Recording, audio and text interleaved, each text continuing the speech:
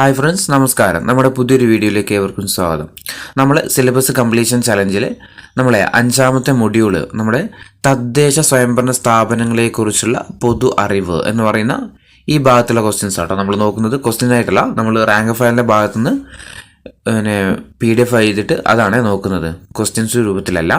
ഇതോടുകൂടി എന്ത് ചെയ്യുന്ന അറിയാം, നമ്മൾ ഈ 5ാമത്തെ മൊഡ്യൂള് കഴിയുന്നതാണ്. 10 മാർക്കിനുള്ള മൊഡ്യൂൾ നമ്മൾ ഓൾറെഡി എന്ത് ചെയ്യുന്ന അറിയോ, ഈ ക്ലാസ്സോടുകൂടി കഴിയുണ്ടോ. അപ്പോൾ എന്താണ് ഈ തദ്ദേശ സ്വയംഭരണ സ്ഥാപനം എന്നൊക്കെ പറഞ്ഞു കഴിഞ്ഞാൽ, നമ്മുടെ ഏറ്റവും താഴെ തട്ടിലുള്ള നമ്മുടെ പഞ്ചായത്തുകൾ, നഗരസഭകൾ, ഇതൊക്കെ എന്തിനു ഉദാഹരണങ്ങളാണ്? നമ്മുടെ തദ്ദേശ സ്വയംഭരണ സ്ഥാപനങ്ങൾക്ക് ഉദാഹരണം അല്ലേ. പ്രാദേശിക തലത്തിലുള്ള പ്രശ്നങ്ങൾ ശ്രദ്ധിക്കാൻ വേണ്ടിയിട്ടും അതുപോലെ വികസനം താഴെ തട്ടുകളിൽ എത്തിക്കാനൊക്കെ വേണ്ടിയിട്ടാണ് എന്ത് ചെയ്യുന്നത്, അതുപോലെ ജനപങ്കാളിത്തം ഉറപ്പുവരുത്തുക, ഇതിനൊക്കെ വേണ്ടിയിട്ടാണ് പ്രാദേശിക തലത്തിൽ ഗവൺമെൻറ്റുകൾ ആവശ്യമായിട്ട് വരുന്നത്. അതുപോലെ ഗ്രാമതലത്തിലും ജില്ലാതലത്തിലുമുള്ള ഗവൺമെൻറ് അറിയപ്പെടുന്നതാണ് എന്ത്, പ്രാദേശിക ഗവൺമെൻറ് അല്ലെങ്കിൽ തദ്ദേശ ഗവൺമെന്റ്. ഗ്രാമതലത്തിലും ജില്ലാതലത്തിലുമുള്ള ഗവൺമെന്റുകൾ അറിയപ്പെടുന്നതാണ് ഏത്, പ്രാദേശിക ഗവൺമെന്റ് അല്ലെങ്കിൽ തദ്ദേശ ഗവൺമെന്റ്. ജനാധിപത്യത്തിന്റെ നെടും തൂണുകൾ ഓർത്തു വെക്കുക, ചോദിക്കാം. ജനാധിപത്യത്തിന്റെ നെടും തൂണുകൾ എന്നറിയപ്പെടുന്ന ഏതാ, പ്രാദേശിക ഗവൺമെന്റുകളാണ്. ജനാധിപത്യത്തിന്റെ നെടും തൂണുകൾ എന്നറിയപ്പെടുന്ന ഏതാ, പ്രാദേശിക ഗവൺമെന്റുകളാണ്. അതുപോലെ അധികാര വികേന്ദ്രീകരണം എന്ന സ്വപ്നം യാഥാർത്ഥ്യമാക്കിയത് ഏത് വഴിയാണ്, നമ്മുടെ തദ്ദേശ ഗവൺമെന്റുകൾ വഴിയാണ്. അധികാര വികേന്ദ്രീകരണം എന്ന സ്വപ്നം യാഥാർത്ഥ്യമാക്കിയത് എങ്ങനെയാ, തദ്ദേശ ഗവൺമെന്റ് വഴിയാണ്. ഇനി പഞ്ചായത്തി രാജ് എന്ന പദം ആദ്യമായിട്ട് ഉപയോഗിച്ചത് ആരാന്ന് വെച്ചാൽ ജവഹർലാൽ നെഹ്റു ആണ് കേട്ടോ. പഞ്ചായത്തി രാജ് എന്ന പദം ആദ്യമായിട്ട് ഉപയോഗിച്ചത് ആരാ, ജവഹർലാൽ നെഹ്റു ആണ്. അങ്ങനെയാണെങ്കിൽ ഗ്രാമസ്വരാജ് എന്ന പദം ആദ്യമായിട്ട് ഉപയോഗിച്ചത് ആരാ, അത് മഹാത്മാഗാന്ധി കേട്ടോ. പഞ്ചായത്തി രാജ് ചോദിച്ചാൽ ആരാ, ജവഹർലാൽ നെഹ്റു. ഗ്രാമസ്വരാജ് എന്ന പദം ആദ്യമായിട്ട് ഉപയോഗിച്ചത് ആരാന്ന് വെച്ചാൽ മഹാത്മാഗാന്ധി. ഇനി ജനകീയ ആസൂത്രണം എന്ന പദം ആദ്യമായിട്ട് ഉപയോഗിച്ചത് ആരാ, അത് MN റോയ് ആണ്. ജനകീയ ആസൂത്രണം എന്ന പദം ഉപയോഗിച്ചത് ആരാ, MN റോയ് ആണ്. ഇനി ഗ്രാമസ്വരാജ് ആശയം നമ്മൾ പറഞ്ഞു പറയുന്നത് ഗാന്ധിജിയാണ്. ഇനി ഗ്രാമകാര്യങ്ങളിൽ നടത്തിപ്പിന് ഗ്രാമസഭകൾ ഉണ്ടായിരുന്നുവെന്ന് സൂചന നൽകുന്ന ഗ്രന്ഥമാണ് ജാതക കഥകൾ കേട്ടോ. ജാതക കഥകള് ഗ്രാമകാര്യങ്ങളുടെ നടത്തിപ്പിന് വേണ്ടിയിട്ട് ഗ്രാമസഭകളൊക്കെ ഉണ്ടായിരുന്നു എന്ന് സൂചന നൽകുന്ന ഒരു പഴയ ഗ്രന്ഥമാണ് ഇത്, ജാതക കഥകള്. ഇനി പ്രാദേശിക ഗവൺമെന്റ് അതായത് തദ്ദേശ സ്വയംഭരണ സ്ഥാപനങ്ങളൊക്കെ ഉൾപ്പെടുന്ന ലിസ്റ്റ് ഏതാന്ന് ചോദിച്ചാൽ സ്റ്റേറ്റ് ലിസ്റ്റ്. അല്ലെ നമ്മൾക്കറിയാം 3 ലിസ്റ്റുകളെ കുറിച്ച് നമ്മുടെ ഭരണഘടനയിൽ പറയുന്നത് അല്ലെ, ആർട്ടിക്കിൾ 246 3 ലിസ്റ്റുകളെ കുറിച്ച് പറയുന്നുണ്ട്. സ്റ്റേറ്റ് ലിസ്റ്റ്, കൺകറന്റ് ലിസ്റ്റ്, അതുപോലെ യൂണിയൻ ലിസ്റ്റ്. അതിൽ നമ്മളെ തദ്ദേശ സ്വയംഭരണ സ്ഥാപനങ്ങൾ ഏതാന്ന് വെച്ചാൽ ഏതാ, സ്റ്റേറ്റിൽ ഉൾപ്പെട്ട വിഷയമാണ്.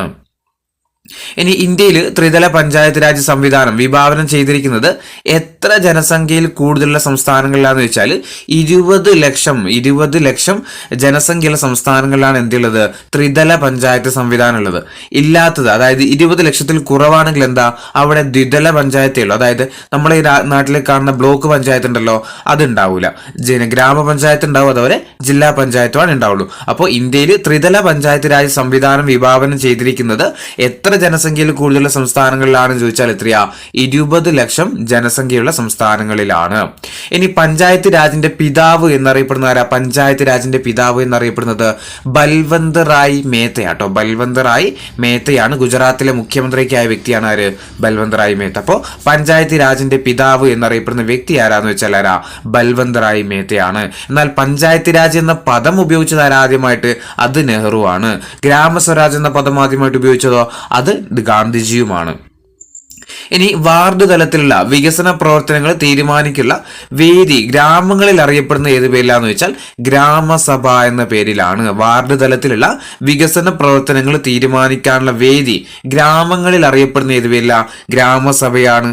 ഇനി വാർഡ് തലത്തിലുള്ള വികസന പ്രവർത്തനങ്ങൾ തീരുമാനിക്കാനുള്ള വേദി നഗരങ്ങളിൽ അറിയപ്പെടുന്നത് വാർഡ് സഭയാട്ടോ. വാർഡ് സഭയാണ്. അപ്പോൾ വാർഡ് തലത്തിലുള്ള വികസന പ്രവർത്തനങ്ങൾ തീരുമാനിക്കാനുള്ള വേദി ഗ്രാമപ്രദേശങ്ങളിൽ അറിയപ്പെടുന്ന ഏത് പേരില, ഗ്രാമസഭ എന്ന പേരിലും.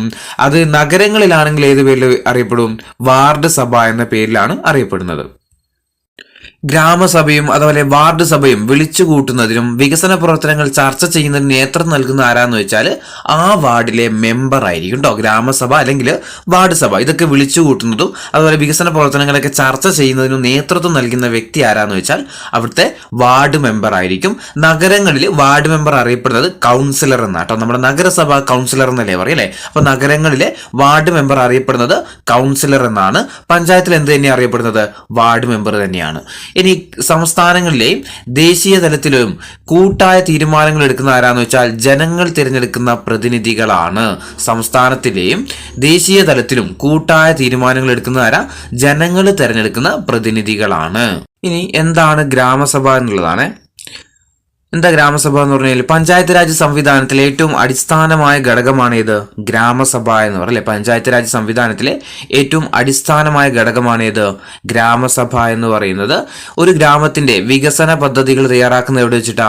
ഗ്രാമസഭയിൽ വെച്ചിട്ടാണ്. ഒരു ഗ്രാമത്തിന്റെ വികസന പദ്ധതികൾ തയ്യാറാക്കുന്നത് എവിടെ വെച്ചിട്ടാ? ഗ്രാമസഭയിലാണ്. പഞ്ചായത്ത് രാജ് സംവിധാനത്തിലെ അടിസ്ഥാന ഘടകമാണ് ഇത് ഗ്രാമസഭ എന്ന് പറയുന്നത്. ഒരു ഗ്രാമത്തിന്റെ വികസന പദ്ധതികൾ തയ്യാറാക്കുന്നത് എവിടെ വെച്ചിട്ടാ? ഗ്രാമസഭയിൽ വെച്ചിട്ടാണ്. അങ്ങനെയാണെങ്കിൽ ഗ്രാമസഭയെക്കുറിച്ച് പ്രതിപാദിക്കുന്ന ഭരണഘടനയിലെ വകുപ്പ് ചോദിച്ചാൽ ഏതാ? 243A ആണല്ലേ. അപ്പൊ ഗ്രാമസഭയെക്കുറിച്ച് പ്രതിപാദിക്കുന്ന ഭരണഘടനയിലെ വകുപ്പാണ് ഏത്? 243A എന്ന് പറയുന്നത്. ഗ്രാമസഭ സമ്മേളിക്കാനുള്ള ക്വാറം എന്ന് പറയുന്നത് ആകെ അംഗങ്ങളുടെ 10-1. ഗ്രാമസഭ സമ്മേളിക്കാനുള്ള ക്വാറം എത്രയാ? ആകെ അംഗങ്ങളുടെ 10-1 പേരുണ്ടെങ്കിൽ എന്ത് ചെയ്യാൻ പറ്റുള്ളൂ? ഗ്രാമസഭ ചേരാൻ പറ്റുകയുള്ളൂ. എന്നാൽ ക്വാറം തികയാതെ വന്നിട്ട് 10-1 അംഗങ്ങൾ ഇല്ലാതെ വന്നിട്ട് ഗ്രാമസഭ മാറ്റിവെച്ച് കഴിഞ്ഞാൽ പിന്നീട് ചേരുമ്പോൾ എത്രയായിരിക്കണം? അത് ആകെ അംഗങ്ങളുടെ 50% ക്വാറം തികയാതെ മാറ്റിവെച്ചിട്ട് പിന്നീട് ചേരുന്ന സമയത്ത് ആ യോഗത്തിന്റെ ക്വാറം എത്രയായിരിക്കണം? ആകെ അംഗങ്ങളുടെ 50% ആരായിരിക്കും പിന്നെ ഗ്രാമസഭ വിളിച്ചു കൂട്ടുന്നത്? ഗ്രാമസഭ വിളിച്ചു കൂട്ടുന്നത് വാർഡ് മെമ്പറാണ്. പക്ഷെ അതിൽ അധ്യക്ഷത വഹിക്കുന്ന ആരായിരിക്കും? പഞ്ചായത്ത് പ്രസിഡന്റ് ആണ്. ഗ്രാമസഭ വിളിച്ചു കൂട്ടുന്നത് വാർഡ് മെമ്പറാണ്. ഗ്രാമസഭയുടെ അധ്യക്ഷത വഹിക്കുന്ന ആരായിരിക്കും? പഞ്ചായത്ത് പ്രസിഡന്റ് ആണ്. ഇനി ഇന്ത്യയിൽ ഗ്രാമസഭാ വർഷമായിട്ട് ആഘോഷിച്ച വർഷം ജസ്റ്റ് ഒന്ന് ഓർത്തു വെക്കുക. 1999-2000 വർഷത്തിലാട്ടോ ഇന്ത്യയിൽ ഗ്രാമസഭാ വർഷമായിട്ട് ആഘോഷിച്ച വർഷം ഏതാ? 1999-2000. ഇനി പ്രാദേശിക വികസന പ്രവർത്തനങ്ങളിൽ ജനങ്ങളുടെ പങ്കാളിത്തം പ്രോത്സാഹിപ്പിക്കാനായിട്ട് നിലവിൽ വന്ന പദ്ധതിയാണ് ഏത്? 1952 സാമുദായിക വികസന പരിപാടി അല്ലെങ്കിൽ കമ്മ്യൂണിറ്റി ഡെവലപ്മെന്റ് പ്രോഗ്രാം. നിലവിൽ വന്ന വർഷം ഏതാ? 1952. എന്തിനു വേണ്ടിയിട്ടാണ് CDP നിലവിൽ വന്നത്? പ്രാദേശിക വികസന പ്രവർത്തനങ്ങളിൽ ജനങ്ങളുടെ പങ്കാളിത്തം പ്രോത്സാഹിപ്പിക്കാനായിട്ട് നിലവിൽ വന്ന പദ്ധതിയാണ് ഏത്? CDP അല്ലെങ്കിൽ കമ്മ്യൂണിറ്റി ഡെവലപ്മെന്റ് പ്രോഗ്രാം. നിലവിൽ വന്ന വർഷം ഏതാ? 1952. ഇനി പഞ്ചായത്ത് രാജ് നിയമം പാസാക്കിയ പ്രധാനമന്ത്രി ആരാണ്? 1973 എന്ത് ചെയ്യുന്നത്? പഞ്ചായത്ത് രാജ് നിയമം നിലവിൽ പാസ്സാക്കുന്നത് അല്ലെ. അതിൽ ആ സമയത്ത് പ്രധാനമന്ത്രിയാണ് ആര്? നരസിംഹറാവു എന്ന കാര്യം ഓർത്തു വെക്കുക. ഇനി പഞ്ചായത്ത് രാജ് സംവിധാനം നിലവിൽ വന്ന ഇന്ത്യയിലെ രണ്ടാമത്തെ സംസ്ഥാനവും ആദ്യത്തെ ദക്ഷിണേന്ത്യൻ സംസ്ഥാനവുമാണ് ഏത്? ആന്ധ്രാപ്രദേശ്. പഞ്ചായത്ത് രാജ് സംവിധാനം നിലവിൽ വന്ന ഇന്ത്യയിലെ രണ്ടാമത്തെ സംസ്ഥാനവും ദക്ഷിണേന്ത്യയിലെ ആദ്യത്തെ ദക്ഷിണേന്ത്യൻ സംസ്ഥാനവുമാണ് ഇത് ആന്ധ്രാപ്രദേശ്. ഒന്നാമത്തെ സംസ്ഥാനം ചോദിച്ചാൽ അത് രാജസ്ഥാൻ കേട്ടോ. ഒന്നാമത്തെ സംസ്ഥാനം രാജസ്ഥാനാണ്. രണ്ടാമത്തെ സംസ്ഥാനവും ആദ്യത്തെ ദക്ഷിണേന്ത്യൻ സംസ്ഥാനവുമാണ് ഇത് ആന്ധ്രാപ്രദേശ്. വർഷം 1959. ഇനി പഞ്ചായത്തുകളുടെ രൂപീകരണത്തെക്കുറിച്ച് പറയുന്ന ഭരണഘടനയിലെ വകുപ്പ് ചോദിച്ചാൽ ഏതാ? നിർദ്ദേശക തത്വങ്ങളുടെ ഭാഗത്ത് വരുന്ന ആർട്ടിക്കിൾ 40 ഏത്? പഞ്ചായത്തുകളുടെ രൂപീകരണത്തെക്കുറിച്ച് പറയുന്നത്. പഞ്ചായത്തുകളുടെ രൂപീകരണത്തെക്കുറിച്ച് പ്രതിപാദിക്കുന്ന ഭരണഘടനയിലെ വകുപ്പാണ് ഏത്? ആർട്ടിക്കിൾ 40. ഇനി പ്രാദേശിക ഗവൺമെന്റുകളെ ശക്തിപ്പെടുത്തുക, അതുപോലെ രാജ്യത്തുടനീളമുള്ള എല്ലാ തദ്ദേശ ഗവൺമെന്റുകളുടെ ഘടനയിലും പ്രവർത്തനത്തിലും ഒരു ഏകീകൃത സ്വഭാവം ഉറപ്പുവരുത്തുക എന്ന ലക്ഷ്യത്തോടെ വന്ന ഭരണഘടനാ ഭേദഗതികളാണ് ഏത്? 73-ാം ഭരണഘടനാ ഭേദഗതിയും അതുപോലെ 74-ാം ഭരണഘടനാ ഭേദഗതിയും. എന്തിനു വേണ്ടിയിട്ടാ? പ്രാദേശിക ഗവൺമെന്റുകളെ ശക്തിപ്പെടുത്താനും രാജ്യത്തുള്ള എല്ലാ തദ്ദേശ സ്വയംഭരണ സ്ഥാപനങ്ങളുടെ ഘടന എന്ത് ചെയ്യുക? ഒരേപോലെ ആക്കുക, അതായത് ഒരു ഏകീകൃത സ്വഭാവം കൊണ്ടുവരാനും വേണ്ടിയിട്ടാണ് ഏത് വന്നത്? 73-ഉം 74-ഉം ഭരണഘടനാ ഭേദഗതി. ഏത് വർഷം? പഞ്ചായത്ത് രാജിന് ഭരണഘടനാ സാധുത നൽകിയ ഭേദഗതി നടന്ന വർഷം 1992 73-ാം ഭരണഘടനാ ഭേദഗതിയാണ്. ഈ 92 നടന്ന ഭേദഗതി നിലവിൽ വരുന്നത് 93-ലാണ്. അപ്പൊ നമ്മൾക്ക് പഠിക്കുന്ന ഡേറ്റ് 93 ആയിരിക്കും. പക്ഷെ ഭേദഗതി നടന്ന വർഷം ചോദിച്ചാൽ 92 കേട്ടോ. അപ്പൊ പഞ്ചായത്തി രാജിന് ഭരണഘടനാ സാധുത നൽകിയ ഭേദഗതി ചോദിച്ചാൽ ഏതാ? 73-ാം ഭേദഗതിയാണ്. ഇനി ഭരണഘടനാ ഭേദഗതികളുടെ ഒരു നാഴികക്കല്ലായിട്ട് വിശേഷിപ്പിക്കപ്പെടുന്ന ഭേദഗതിയാണ് ഏത്? 73-ാം ഭേദഗതി. ഭരണഘടനയുടെ ഭേദഗതികളിലെ ഒരു നാഴികക്കല്ലായിട്ട് വിശേഷിപ്പിക്കപ്പെടുന്ന ഭേദഗതിയാണ് ഏത്? 73-ാം ഭേദഗതി. ഇനി പഞ്ചായത്തി രാജ് നിയമം നിലവിൽ വന്നത് എന്നാന്ന് ചോദിച്ചാൽ 1993 ഏപ്രിൽ 24-നാണ് പഞ്ചായത്തി രാജ് നിയമം ഇന്ത്യയിൽ നിലവിൽ വന്ന വർഷം ഏതാ? 1993 ഏപ്രിൽ 24-നാണ്. ഈ ഏപ്രിൽ 24-ആണ് എന്തായിട്ട് ആചരിക്കുന്നത്?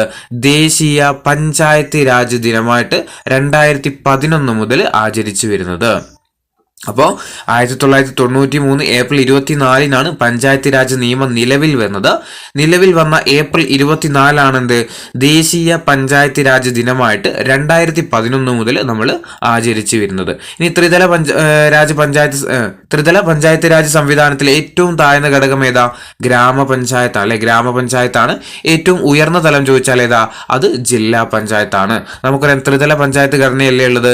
ഏറ്റവും താഴത്തെ തട്ടിൽ ഗ്രാമപഞ്ചായത്ത്, അതിന്റെ അടുക്കുള്ളത് ബ്ലോക്ക് പഞ്ചായത്ത്, ഏറ്റവും മുകളിലുള്ളത് ജില്ലാ പഞ്ചായത്ത്. അപ്പൊ 3 വ്യവസ്ഥ ഓർത്ത് നോക്കുക: ഗ്രാമപഞ്ചായത്ത്, ബ്ലോക്ക് പഞ്ചായത്ത്, ജില്ലാ പഞ്ചായത്ത്. ഇനി ത്രിതല പഞ്ചായത്തുകളിലേക്ക് പ്രതിനിധികളെ തിരഞ്ഞെടുക്കുന്നത് ആരാ? നമ്മളിലെ ജനങ്ങളാണ്. ത്രിതല പഞ്ചായത്തുകളിലെ പ്രതിനിധികളെ തിരഞ്ഞെടുക്കുന്നത് ആരാ? ജനങ്ങളാണ്. ഇനി സംസ്ഥാന ഗവൺമെന്റ് പഞ്ചായത്തിനെ പിരിച്ചുവിട്ട് കഴിഞ്ഞാൽ പുതിയ തെരഞ്ഞെടുപ്പ് നടത്തേണ്ട കാലയളവ് എത്രയാന്ന് വെച്ചാൽ 6 മാസത്തിനകം എന്ത് ചെയ്യണം? പുതിയ പഞ്ചായത്ത് ഭരണസമിതി എന്ത് ചെയ്യണം? സർക്കാർ തെരഞ്ഞെടുത്തിരിക്കണം. സർക്കാരിൽ നമ്മൾ ഇലക്ഷൻ നടത്തിയിട്ട് തെരഞ്ഞെടുത്തിരിക്കണം. അതായത് നമ്മുടെ നാട്ടിലുള്ള ഒരു പഞ്ചായത്തിന് എന്ത് ചെയ്തു? സംസ്ഥാന ഗവൺമെന്റ് പിരിച്ചുവിട്ടു. അപ്പൊ വേറെ കാര്യം കൂടെ അവിടെ ഓർത്ത് നോക്കുക: പഞ്ചായത്തിനെ പിരിച്ചുവിടാൻ അല്ലെങ്കിൽ പഞ്ചായത്ത് ഭരണസമിതിയെ പിരിച്ചുവിടാൻ അധികാരം ആർക്കാന്ന് വെച്ചാൽ ആർക്കാ?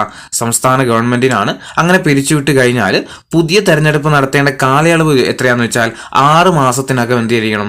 പുതിയ ഇലക്ഷൻ നടത്തിയിരിക്കണം. ഇനി പഞ്ചായത്തുകളുടെ അധികാരങ്ങളും ചുമതലകളും ഉൾപ്പെടുത്തിയിരിക്കുന്ന പട്ടിക ചോദിച്ചാൽ 11-ാമത്തെ പട്ടിക കേട്ടോ. പഞ്ചായത്തുകളുടെ അധികാരങ്ങളും ചുമതലകളും ഉൾപ്പെടുത്തിയിരിക്കുന്ന പട്ടിക ഏതാ? 11-ാം പട്ടികയാണ്. ഈ 11-ാമത്തെ പട്ടികയിൽ ഉൾപ്പെടുത്തിയിരിക്കുന്ന വിഷയങ്ങളുടെ എണ്ണം ചോദിച്ചാൽ 29 വിഷയങ്ങളാണ് ഇതിൽ ഉൾപ്പെടുത്തിയിരിക്കുന്നത്, 11-ാമത്തെ പട്ടികയിൽ ഉൾപ്പെടുത്തിയിരിക്കുന്നത്. അപ്പോൾ പഞ്ചായത്തുകളുടെ അധികാരങ്ങളും ചുമതലകളും ഉൾപ്പെടുത്തിയിരിക്കുന്ന പട്ടികയാണ് ഇത് 11-ാമത്തെ പട്ടിക. 11-ാമത്തെ പട്ടികയിൽ ഉൾപ്പെടുത്തിയിരിക്കുന്ന വിഷയങ്ങൾ എത്രയാ? 29 വിഷയങ്ങളാണ്. ഇനി ഗോത്രവർഗ പ്രദേശങ്ങളെ ഉൾപ്പെടുത്തിക്കൊണ്ട് പഞ്ചായത്ത് സമ്പ്രദായത്തിന്റെ വ്യവസ്ഥകൾ ഈ പ്രദേശങ്ങളിലേക്ക് കൂടി വ്യാപിച്ചുകൊണ്ട് പ്രത്യേക നിയമം പാസാക്കിയ വർഷമാണ് 1996. ഇനി സംസ്ഥാനങ്ങളിലെ പ്രാദേശിക ഗവൺമെന്റുകളുടെ ധനസ്ഥിതി പരിശോധിക്കാനുള്ള കമ്മീഷനാണ് ഇത് സംസ്ഥാന ധനകാര്യ കമ്മീഷൻ. സംസ്ഥാന ധനകാര്യ കമ്മീഷൻ സംസ്ഥാനങ്ങളിലെ പ്രാദേശിക ഗവൺമെന്റുകളുടെ ധനസ്ഥിതി പരിശോധിക്കാൻ വേണ്ടിയിട്ട് വന്ന കമ്മീഷനാണ് ഇത് സംസ്ഥാന ധനകാര്യ കമ്മീഷൻ. ഇനി തദ്ദേശ സ്വയംഭരണ സ്ഥാപനങ്ങളിലേക്ക്, അതായത് പഞ്ചായത്തുകളിലേക്കും അതുപോലെ കോർപ്പറേഷനിലേക്കും നഗരസഭയിലേക്ക് മത്സരിക്കാനുള്ള കുറഞ്ഞ പ്രായം ചോദിച്ചാൽ എത്രയാ? 21 വയസ്സാട്ടോ. 21 വയസ്സായ ആളുകൾക്ക് എന്ത് ചെയ്യാം? നമുക്ക് പഞ്ചായത്ത് ഇലക്ഷനിലേക്കൊക്കെ മത്സരിക്കാൻ കഴിയും. ഇനി തദ്ദേശ സ്വയംഭരണ സ്ഥാപനങ്ങളിലേക്കുള്ള ഇലക്ഷൻ നടത്തുന്ന ആരാ? സംസ്ഥാന തെരഞ്ഞെടുപ്പ് കമ്മീഷൻ അല്ലെ? സംസ്ഥാന തെരഞ്ഞെടുപ്പ് കമ്മീഷനാണ്. സംസ്ഥാന തെരഞ്ഞെടുപ്പ് കമ്മീഷൻ. തദ്ദേശ സ്വയംഭരണ സ്ഥാപനങ്ങളിലേക്കുള്ള ഇലക്ഷൻ നടത്തുന്ന ആരാ? സംസ്ഥാന തെരഞ്ഞെടുപ്പ് കമ്മീഷനാണ്. ഇനി 73-ാം ഭേദഗതി പ്രകാരം തദ്ദേശ സ്വയംഭരണ സ്ഥാപനങ്ങളിൽ കുറഞ്ഞത് എന്ത് ചെയ്യണം? 1/3 സീറ്റുകൾ ആർക്ക് സംവരണം ചെയ്തിട്ടുണ്ട്? സ്ത്രീകൾക്ക് സംവരണം ചെയ്തിട്ടുണ്ട് കേട്ടോ. 73-ാം ഭേദഗതി പ്രകാരം തദ്ദേശ സ്വയംഭരണ സ്ഥാപനങ്ങളിൽ കുറഞ്ഞത് 1/3 സീറ്റ്, അതായത് 33% ആർക്ക് സംവരണം ചെയ്തിട്ടുണ്ട്? സ്ത്രീകൾക്ക് സംവരണം ചെയ്തിട്ടുണ്ട്. പക്ഷെ കേരളത്തിൽ എത്രയാ? കേരളത്തിൽ 50% ആട്ടോ. എന്നാൽ കേരളം ഉൾപ്പെടെ ഒട്ടുമിക്ക സംസ്ഥാനങ്ങളിലും തദ്ദേശ സ്വയംഭരണ സ്ഥാപനങ്ങളിലെ വനിതാ പ്രാതിനിധ്യം എത്രയാ? നേർപകുതിയാണ്. എത്രയാ? 50%. ഇനി തദ്ദേശ സ്വയംഭരണ സ്ഥാപനങ്ങളിലെ ഭരണസമിതിയുടെ കാലാവധി എത്രയാ? 5 വർഷം അല്ലെ? 5 വർഷമാണ്. തദ്ദേശ സ്വയംഭരണ സ്ഥാപനങ്ങളിലെ ഭരണസമിതിയുടെ കാലാവധി വെച്ചാൽ എത്രയാ? 5 വർഷമാണ്. ഇനി കേരളത്തിൽ അധികാര വികേന്ദ്രീകരണത്തെ കുറിച്ച് പഠിക്കാൻ വേണ്ടിയിട്ട് നിയോഗിച്ച കമ്മിറ്റിയാണ് ഇത് സെൻ കമ്മിറ്റി കേട്ടോ. അധികാര വികേന്ദ്രീകരണത്തെ കുറിച്ച് പഠിക്കാൻ വേണ്ടിയിട്ട് കേരളത്തിലെ അധികാര വികേന്ദ്രീകരണത്തെ കുറിച്ച് പഠിക്കാൻ വേണ്ടിയിട്ട് നിയമിക്കപ്പെട്ട കമ്മിറ്റിയാണ് ഇത് സെൻ കമ്മിറ്റി എന്ന കാര്യം ഓർത്തു നോക്കുക. ഭരണഘടനയുടെ അനുച്ഛേദം 243 മുതൽ 243 വരെയാണ് പഞ്ചായത്ത് രാജിനെ കുറിച്ച് പ്രതിപാദിക്കുന്നത്. 243 മുതൽ 243 വരെയാണ് എന്ത് ചെയ്യുന്നത്? പഞ്ചായത്ത് രാജിനെ കുറിച്ച് പ്രതിപാദിക്കുന്നത്. ഇനി പഞ്ചായത്ത് രാജ് നിയമം ഭരണഘടനയുടെ 9-ാം ഭാഗത്താണ് ഉൾപ്പെടുത്തിയിരിക്കുന്നത്. അപ്പോൾ എന്താ പറഞ്ഞത്, ഭാഗം പഞ്ചായത്ത് രാജ് നിയമം ഭരണഘടനയുടെ 9ാം ഭാഗം, അതായത് പാർട്ട് ചോദിച്ചാൽ 9 ഷെഡ്യൂളാ ചോദിക്കുന്നെങ്കിലോ 11 കേട്ടോ. ഷെഡ്യൂൾ 11 പാർട്ട് ചോദിച്ചാൽ 9 ഇനി കേരളത്തിൽ എത്ര തദ്ദേശ സ്വയംഭരണ സ്ഥാപനങ്ങളുണ്ടെന്ന് ചോദിച്ചാൽ എത്രയാ, 1200 തദ്ദേശ സ്വയംഭരണ സ്ഥാപനങ്ങളാണ് നിലവിൽ കേരളത്തിലുള്ളത്. അതിൽ 941 ഗ്രാമപഞ്ചായത്തുകളോ, 941 ഗ്രാമപഞ്ചായത്ത്, 152 ബ്ലോക്ക് പഞ്ചായത്ത്, 14 ജില്ലാ പഞ്ചായത്ത്, 87 മുനിസിപ്പാലിറ്റി, 7 കോർപ്പറേഷൻ. ഇത് പഠിച്ചു വെക്കുക. കേരളത്തിൽ എത്ര തദ്ദേശ സ്വയംഭരണ സ്ഥാപനങ്ങളുണ്ട്? 1200 തദ്ദേശ സ്വയംഭരണ സ്ഥാപനങ്ങളാണുള്ളത്. അതിൽ 941 ഗ്രാമപഞ്ചായത്ത്, 152 ബ്ലോക്ക് പഞ്ചായത്ത് ഉണ്ട്, 14 ജില്ലാ പഞ്ചായത്ത്, 87 മുനിസിപ്പാലിറ്റി, 7 കോർപ്പറേഷനുമാണ്. ഇനി പഞ്ചായത്ത് വകുപ്പ്, ധനകാര്യ വകുപ്പ്,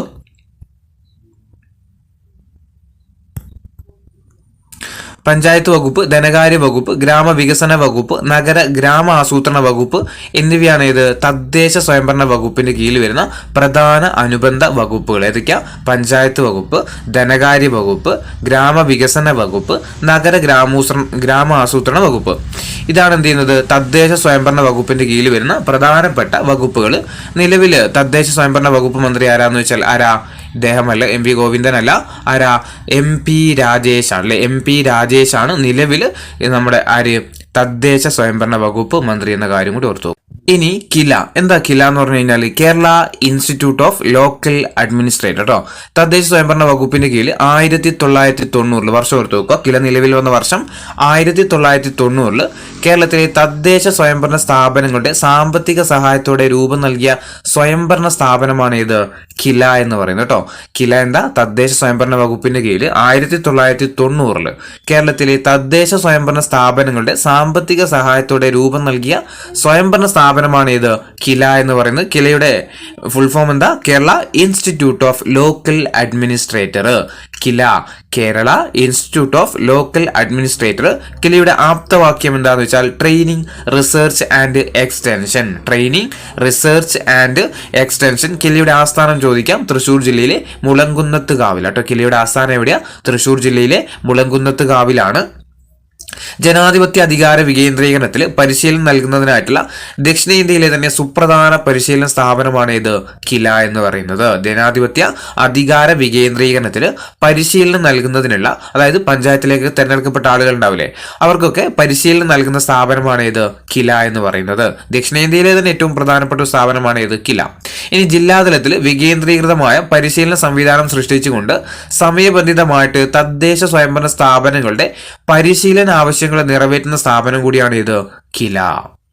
അപ്പോൾ ഇവിടെ ഓർത്തു വെക്കേണ്ട കാര്യങ്ങൾ: കില നിലവിൽ വന്ന വർഷം, ആസ്ഥാനം, ആപ്തവാക്യം, എന്താണ് ഇവരുടെ ലക്ഷ്യം എന്നുള്ളത് ഓർത്തു വെക്കണേ. ഇനി അടുത്തത് നഗരപാലിക നിയമമാണ്.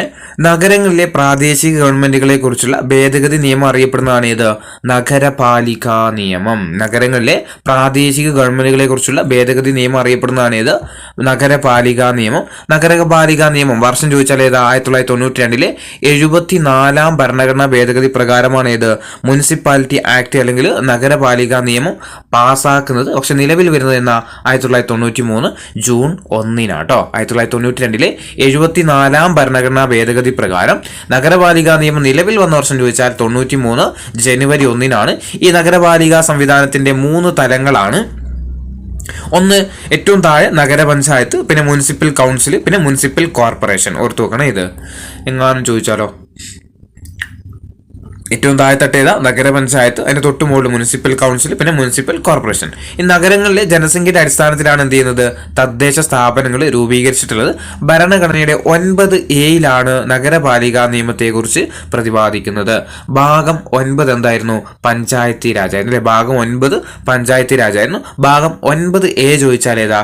അത് നഗരപാലികയാണ്. ഇനി അനുച്ഛേദം 243P മുതൽ 243ZG വരെയാണ് മുനിസിപ്പാലിറ്റി നിയമത്തെക്കുറിച്ച് പ്രതിപാദിക്കുന്നത്. അനുച്ഛേദം 243P മുതൽ 243ZG വരെയാണ് എന്ത് ചെയ്യുന്നത്? മുനിസിപ്പാലിറ്റി നിയമത്തെക്കുറിച്ച് പ്രതിപാദിക്കുന്നത്. ഇനി ഭരണഘടനയുടെ 11ാം പട്ടികയിലാണ് ഇത് നഗരപാലികാ നിയമം ഉൾപ്പെടുത്തിയിരിക്കുന്നത്. 12 കേട്ടോ. 12ാം പട്ടികയിലാണ് നഗരപാലികാ നിയമം ഉൾപ്പെടുത്തിയിരിക്കുന്നത്. 11ാം പട്ടികയിലായിരുന്നു ഇത് പഞ്ചായത്തി രാജ് അല്ലെ. 12ാം പട്ടിക എടുത്തു കഴിഞ്ഞാൽ ഏതാ നഗരപാലികയാണ്. ഇനി ചെറിയ പട്ടണങ്ങളിൽ ഭരണം നടത്തുന്ന തദ്ദേശ സ്വയംഭരണ സ്ഥാപനങ്ങളാണ് ഇത് മുനിസിപ്പൽ കൗൺസിൽ അല്ലെ. മുനിസിപ്പൽ കൗൺസില് ചെറിയ പട്ടണങ്ങളിൽ ഭരണം നടത്തുന്ന തദ്ദേശ സ്വയംഭരണ സ്ഥാപനങ്ങളാണ് ഇത് മുനിസിപ്പൽ കൗൺസിൽ. വലിയ പട്ടണങ്ങളിലാണ് ഏത് പേരിൽ അറിയപ്പെടും? കോർപ്പറേഷൻ അല്ലെ. എത്ര കോർപ്പറേഷൻ ഉണ്ട് കേരളത്തില്? 6 കോർപ്പറേഷൻ അല്ലെ. കേരളത്തിൽ എത്ര കോർപ്പറേഷൻ ഉള്ളത്? 6 കോർപ്പറേഷൻ ആണ്. അപ്പോൾ വലിയ പട്ടണങ്ങളിൽ ഭരണം നടത്തുന്ന തദ്ദേശ സ്വയംഭരണ സ്ഥാപനങ്ങളാണ് ഇത് മുനിസിപ്പൽ കോർപ്പറേഷൻ. ചെറിയ പട്ടണങ്ങളിലാണെങ്കിൽ ഏതാ മുനിസിപ്പൽ കൗൺസിൽ. ഗ്രാമപ്രദേശങ്ങളിലോ ഗ്രാമപഞ്ചായത്ത്. ഇനി മുനിസിപ്പൽ കൗൺസിലിന്റെ അധ്യക്ഷൻ ആരാന്ന് വെച്ചാൽ മേയർ ആയിരിക്കും കേട്ടോ. കോർപ്പറേഷന്റെ മേയർ ആയിരിക്കും. കോർപ്പറേഷന്റെ അധ്യക്ഷൻ ആരായിരിക്കും? മേയർ ആയിരിക്കും. മുനിസിപ്പൽ കൗൺസിലിന്റെ അധ്യക്ഷൻ അല്ലെങ്കിൽ മുനിസിപ്പാലിറ്റിയുടെ അധ്യക്ഷൻ ആരായിരിക്കും? ചെയർമാൻ അല്ലെ. ചെയർമാൻ ആയിരിക്കും. ഇനി ഉദ്യോഗസ്ഥ വിഭാഗത്തിന്റെ തലവൻ മുനിസിപ്പൽ കമ്മീഷണറും കോർപ്പറേഷൻ സെക്രട്ടറിയും മുനിസിപ്പൽ കൗൺസിലിലെ ഉദ്യോഗസ്ഥ വിഭാഗത്തിന്റെ തലവൻ മുനിസിപ്പൽ സെക്രട്ടറിയുമാണ്. അതൊന്നും നമുക്ക് ആവശ്യമില്ല. അപ്പോൾ ഇത്രയാണ് എന്തുള്ളത്? നമ്മുടെ നഗരപാലിക നിയമമുള്ളത്. ഇനി കുറച്ച് വർഷങ്ങൾ പറഞ്ഞുതരാം. അപ്പൊ നമ്മൾ ഇപ്പോൾ പഠിച്ച വർഷങ്ങൾ തന്നെയാണ്. പഞ്ചായത്തി രാജ് നിയമം അതായത് 73ാം ഭേദഗതി അല്ലെ. പഞ്ചായത്തി രാജ് നിയമം 73ാം ഭേദഗതി നിലവിൽ വന്ന വർഷം ചോദിക്കാം. 1993 ഏപ്രിൽ 24 കേട്ടോ. പഞ്ചായത്തി രാജ് നിയമം 73ാം ഭേദഗതി നിലവിൽ വന്നത് എന്താണെന്ന് വെച്ചാൽ 1993 ഏപ്രിൽ 24 ഇനി മുനിസിപ്പാലിറ്റി നിയമം 74ാം ഭരണഘടനാ ഭേദഗതി നിലവിൽ വന്നത് എന്നാ 1993 ജൂൺ 1 കേട്ടോ. മുനിസിപ്പാലിറ്റി നിയമം 74ാം ഭേദഗതി പ്രകാരം നിലവിൽ വന്ന വർഷമാണ് ഇത് 1993 ജൂൺ 1 കേരള ത്രിതല പഞ്ചായത്ത് നിയമം നിലവിൽ വന്നതെന്നാ അത് ഏപ്രിൽ 23 കേട്ടോ. 1994 ഏപ്രിൽ 23 കേരള പഞ്ചായത്ത് രാജ് നിയമം നിലവിൽ വന്നതെന്ന 1994 ഏപ്രിൽ 23 ഇനി കേരള മുനിസിപ്പാലിറ്റി നിയമം നിലവിൽ വന്നത് 1994 മെയ് 30 ഇനി കേരള പഞ്ചായത്ത് രാജ് ബില്ല് 1994 പാസ്സാക്കുന്ന സമയത്ത് തദ്ദേശ സ്വയംഭരണ വകുപ്പ് മന്ത്രി ആരാന്ന് വെച്ചാൽ CT അഹമ്മദ് അലി കേട്ടോ. CT അഹമ്മദ് അലിയാണ്. അപ്പൊ ഇത്രയാണ് നമ്മുടെ പഞ്ചായത്ത് രാജുമായി ബന്ധപ്പെട്ട് നമുക്ക് പഠിക്കാനുള്ളത്.